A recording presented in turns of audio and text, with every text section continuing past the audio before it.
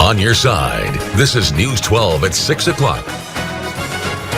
It took the government decades to admit Agent Orange exposure could be deadly, but veterans may have also passed the toxin down to their kids and grandkids. Our I-Team continues digging deeper into a possible lethal legacy. And a 13-year-old serving life in prison for murder. Tonight we have his confession tape and a look at what led up to such a violent crime for a kid so young. But we begin with our top story this evening. 4 days of celebrations of opera great and Augusta's own Jesse Norman are now underway. And today was the very first of 2 days of a public viewing for Norman, who died last week at the age of 74. News 12 City Heiberger joins us live now. She's at Mount Calvary Baptist Church, where that viewing is still going on. And Sydney, we can see people coming in and out there still behind you. Yeah, Laura and Richard, people have been coming in and out of this church all day. You can see the hearse still parked directly in front of the doors. A lot of the people who have been here today were Jesse's childhood friends. A lot of them have been gathering outside to reminisce and talk about memories. In my opinion, the mood here has been one of celebration and joy, that a girl who grew up on Forest Street in Augusta, Georgia, grew to international fame. Girl, you did it. You know what I'm saying? And we are so proud of you. Willette Evans grew up on Forest Street right next to Jesse Norman. She was the first one in line for Jesse's viewing 2.5 hours early. I wanted to pay my respect. I mean, she deserved that and more. Willette hasn't seen Jesse in years, so to finally see her again warmed her heart. She looked good. She's home. She's home. Patricia Emby and Patricia Ann Twiggs sang in the church choir with Jesse years ago. I think everybody in the choir just loved her. I think everybody in the church. Like many who came out today, they shared stories about their childhoods and admired Jesse's confidence even before she was famous. When she walked, it was as if she owned the world. You know, it's just her persona. Just the way she sang opera, that was the type of person she was. People here say, for a woman who shared her talents with the whole world, it means a lot Jessie was laid to rest right back where it all began. It just reminded me of the years past when she was here, and I said to Patricia earlier, I said she's back home. You know, she's back where she belongs. So, yeah. Tonight's viewing wraps up at 7 o'clock, but the doors will open back up tomorrow at 9 a.m. for anyone who hasn't gotten a chance yet to say their goodbyes. And we know on Saturday when the funeral happens, it will be a packed house. Yeah, that's over at the Bell. But can you imagine singing in a church choir with Jesse Norman? I do not think I would want to sing her back up. Talk about a star, singing with a star. I love the tributes, and we have a few more days left to go there. Let's have a live look outside now. Washington Road at Berkman's, a beautiful afternoon to be stuck in traffic there. But thankfully a little cooler out there, but we are so dry, Riley. We are very dry, and it is nice to get outside and enjoy the dry air. We had a lot of sunshine over the last couple of days, but we do need some rain. We're going to have a look at that drought monitor issued earlier this morning in that full forecast. Unfortunately, not looking good for us. 81 degrees currently. We have been as high as 83, so very similar to what we saw yesterday. And tonight, we actually have the International Space Station making a flyover. So it's going to start at 7:59 p.m., look towards the northwestern portion of the sky, and then it's going to fly over for about 6 minutes and end in the southeast corner. Perfect viewing conditions. We'll take a look at the weekend forecast and that drought monitor coming up. Thanks, Riley. A manhunt going on right now for the man wanted for shooting a store clerk in Aiken after a robbery. Swiss Tyrone Council wanted in connection to that in-market shooting Tuesday morning. He was spotted today in the area of Trolley Line Road and Vaucluse Road earlier this afternoon. Just in the last few minutes, 10 minutes, we've been told he's most likely left that area now, but Lloyd Kennedy Charter School and Pinecrest School were both on lockdown while they searched for that area. They searched that area for him. Students were dismissed from school early with help from law enforcement there. There are more than 2,000 charges pending against Richmond County children right now. Kids in the criminal system is a persistent problem for the county. One of the latest cases, a 13-year-old serving life in prison for murder. He committed the crime a couple of years ago, but a judge has just sentenced him. Now Augusta government reporter Sierra Cummings has the confession on tape. Yeah, his name is Zydrick Shelley. He was sentenced as an adult, and that's how we got a copy of this confession tape. Local activists say it's cases like Zydrick Shelley's one that maybe he could have been saved if there were more resources in Richmond County. You ready? At 13 years old, there are few things a child is ready for, but Zydrick Shelley murdered a woman the same year he should have been getting ready for 8th grade. Wait, did you take normal classes? Were you in special education classes? Oh, I ain't been in school in a long time. Last time I went to school. Back in 2017, police say he killed a 61-year-old woman. They found her dying near AUMC. I told her to get from him. She told me she told me she'd cut me up. So I grabbed her. She's walked up on me. I shot her. Zydrick says the woman would not stop following him. He didn't know what to do. He pulled out his gun, one he bought for $60 at the pawn shop. It already over with. She ran up on me, so I was panicking. I picked up a purse. I left. He was not in school because he dropped out. He was not home because he was a ward of the state. He was not himself because he says since 7 he's been without his medicine for anxiety and ADHD. We all make choices. Sometimes we gotta accept choices we make. The teen made a choice he has to live with. He's sentenced to a lifetime of facing it. But before he got here, juvenile justice advocates say he and thousands of Richmond County kids were stuck in the cracks of a broken system.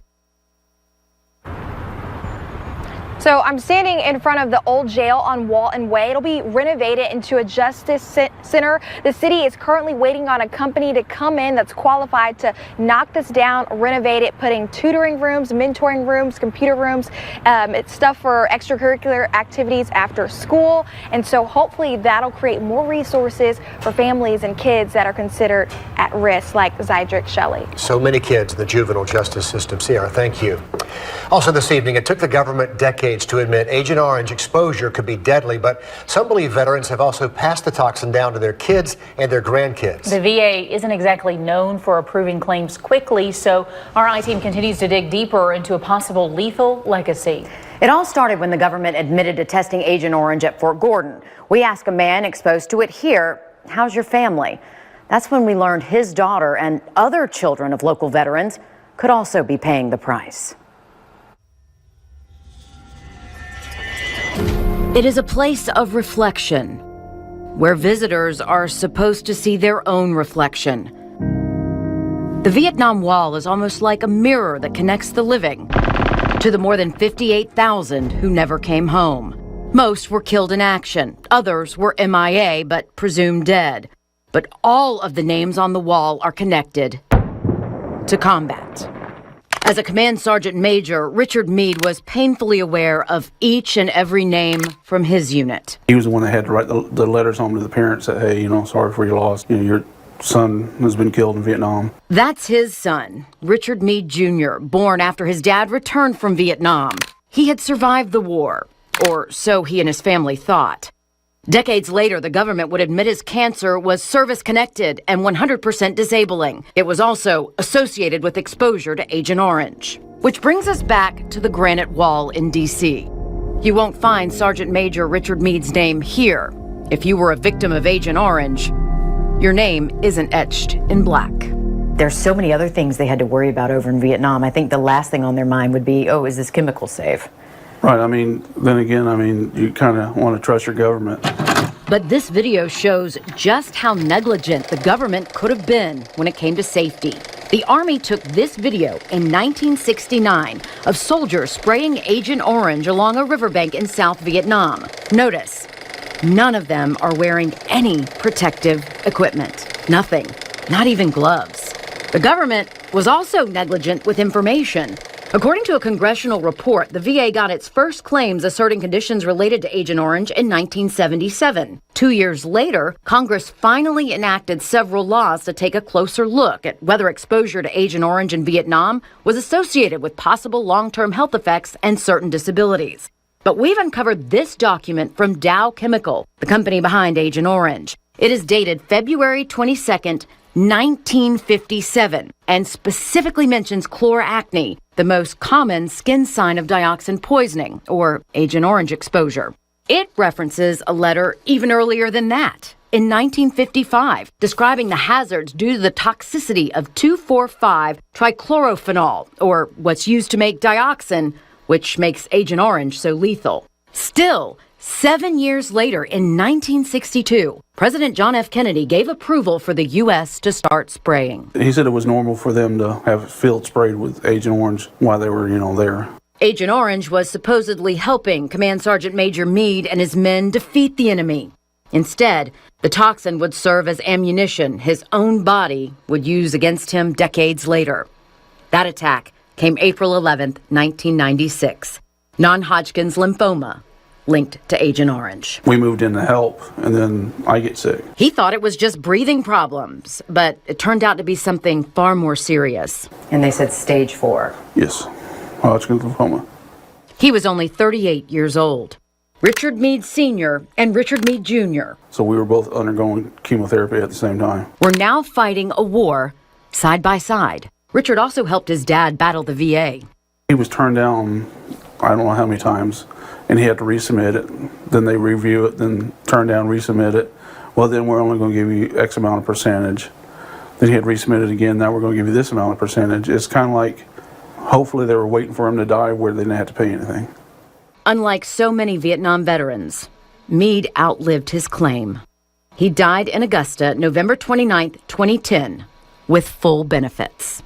So, are you going to apply now? Yeah.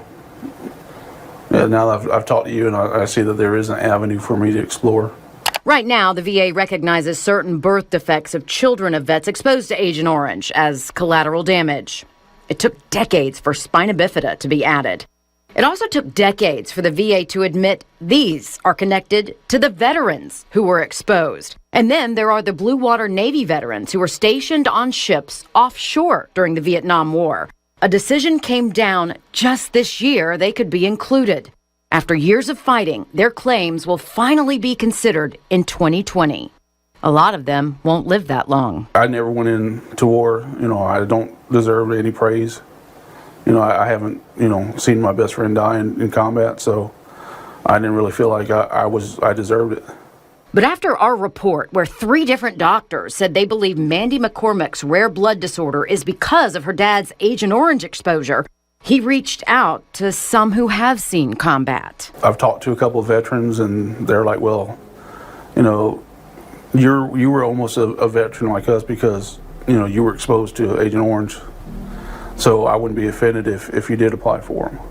So he will apply for benefits and hope for the best, even though he expects to hit a wall at the VA, much like the names of Agent Orange casualties that are stonewalled from ending up on this stone wall. Something else to note here, Richard Meade Sr. also had a daughter after returning home from Vietnam.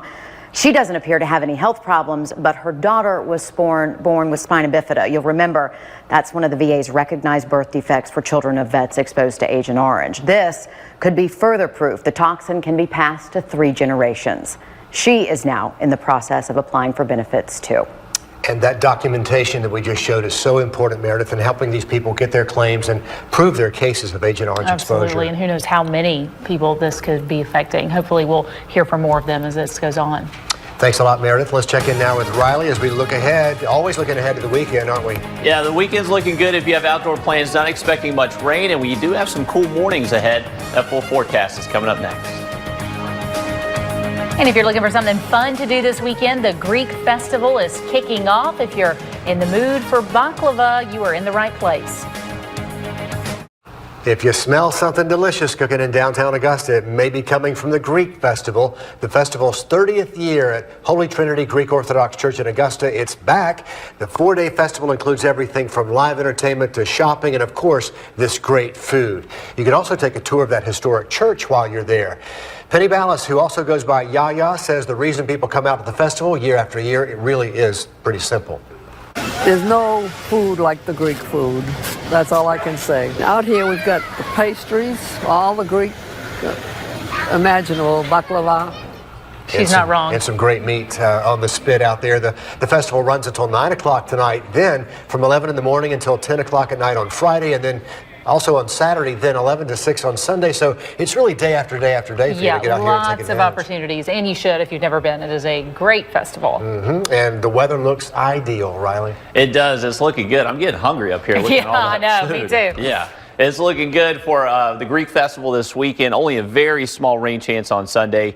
How about today? We were just 5 degrees off from our average high and low temperature, getting closer there. It was a little bit warm for October, but it felt amazing and continues to feel great out there. Crystal clear bluebird skies, and we are going to continue to see clear skies into tonight. Great viewing for the International Space Station, just about 2 hours away now. So if you want to check that out, you go to my Facebook page, all the instructions on it right there. 81 degrees currently here in Augusta, so continue to cool off nicely, and we are expecting to cool all the way down to the mid to low 50s by early Friday morning. Yeah, a little bit of a chill in the air to start off your Friday. It's going to be another beautiful day throughout the day on Friday. A lot of sunshine, very calm winds. Temps should be hitting similar to where we've been the past couple, mid to low 80s later into the afternoon. A little bit warmer if you are south of Augusta. Y'all should be able to hit the mid 80s in Wrightsville, Swainsboro, Millen, Sylvania, and then just a little bit cooler if you're north of the metro. Up at the lake, high temperatures should stay closer to 80. We do have Border Bash happening at SRP Park tomorrow from 5 to 10. Weather looks good for that as well. We'll start off in the mid to low 80s. By the 10 o'clock hour, though, we'll be down into the 60s, so you may want to bring a jacket if you're planning on staying for the entire event. Drought monitor was released earlier this morning, and it continues to show worsening conditions for our drought out there. We actually now have an extreme drought in effect for portions of Burke, Screven, Allendale, even a little small portion of Jenkins County there. An extreme drought is 4 out of 5 on our drought scale, so we are only 1 away to the highest drought conditions you can get, which is an exceptional drought. And if we don't see rain over the next week, a few spots possibly could get there. We do have some rain chances in the forecast, not a lot though. This weekend, very low, maybe a few spots see some showers Sunday, and then later into the middle of next week, it looks like we do finally switch up our weather pattern. So this is from the Climate Prediction Center. They issue these 6 to 10 day outlooks. So this is looking at the time frame between October 16th and October 20th. It looks like the Southeast finally going to get in the pattern to where we could see some above average precipitation, which is definitely what we need. We need that in the forecast. Next 3 days, we'll stay in green for disruptive weather. A few lucky spots will see some rain Sunday, but it looks like the better rain chance will come later next week. Definitely need that rain. We could use some, yeah. Okay, Tech fans, your Yellow Jackets hitting the road this week and looking for a win, right, Kevin? They could use it. It's been a rough first month or so of the season for Tech, but they're staying the course and looking to get better. Plus, a familiar face taking over Fox Creek's baseball program. Back in 2 minutes. On your sideline, sports, brought to you by Queensboro National Bank and Trust. Nearly halfway through the college football season, while the wins are not there, Georgia Tech is remaining constant on focusing on the future and not the past. Jeff Collins knew it could be a tough year, and it's proving to be that and then some. This week, a road trip to take on Duke and Durham. For the Jackets, still just that single win. The job for Collins, keeping the guys positive and focused on the big picture. So far, able to keep those guys pumped up, and they're not losing faith in the process, which isn't easy with college-aged kids. We just talk about going 1-0 every week. We talk about going 1-0 every day. Everything in the program matters. We just focus on the improvement, and the results will take care of themselves. Can't look in the past. All you can do is learn from it, and I think our guys have adopted that attitude. Duke has a familiar face to the area. Remember running back Mateo Durant from McCormick? He's getting more and more playing time with the Blue Devils. When Kevin Lynn left Fox Creek for North Augusta to become their baseball coach, obviously the Predators needed to find a new man in charge. They have, and it's a familiar face. Jake Smith has been hired. This is the Jake Smith that grew up in North Augusta, then played minor league ball with the Green Jackets, eventually working his way to the big leagues with San Diego. Safe to say, Smith knows all about the game, despite being just 29 years old. Now he gets a chance to take over a program that's in pretty good shape. 24 hours after dropping the playoff series to St. Louis, the sting is still there. This year's Braves did a lot of good, though, things, namely win 99 games and a second straight division title. Early exit from the playoffs left a sour taste in a lot of folks' mouths, but there was still more good than bad in the season. It doesn't take away from everything those guys accomplished throughout the year, winning a consecutive division,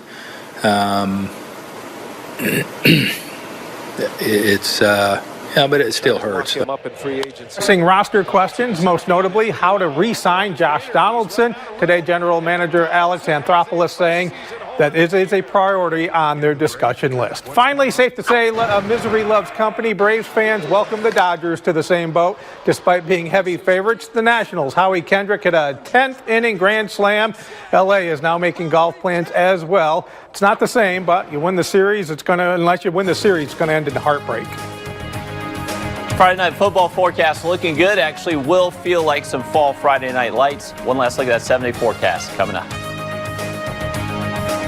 Clear skies for the rest of your Thursday evening, heading into the overnight. Perfect conditions to cool down, and you're going to notice a little bit of a chill in the air waking up early Friday morning. We are expected to get all the way down to the mid to low 50s. So yes, feeling like fall out there. Actually average lows for this time of year. Lunchtime temperatures Friday in the mid to low 70s. A lot of sunshine again on Friday. Temps will be just a few degrees above average again Friday afternoon. Not bad whatsoever though. Looking good for the Friday night football games, Border Bash. All that weather is looking good. For the weekend, Saturday, dry start, cool start as well. We'll wake up into the 50s across most of the CSRA throughout the day on Saturday. Maybe a few clouds out there, but not expecting any rainfall throughout the day on Saturday. If you have any lake plans, that's looking good as well. By Sunday, maybe you do see a few little showers out there. Not enough to cancel any plans for any Sunday lake plans, so don't cancel them, but just keep an eye to the sky later in the day. Next week, it looks like we get a better opportunity for some rain that we desperately need. And don't forget the International Space Station flying over tonight. That's right. Clear skies for us, so you should be able to get a good look. That's it for us at 6 o'clock. We'll see you back here at 11.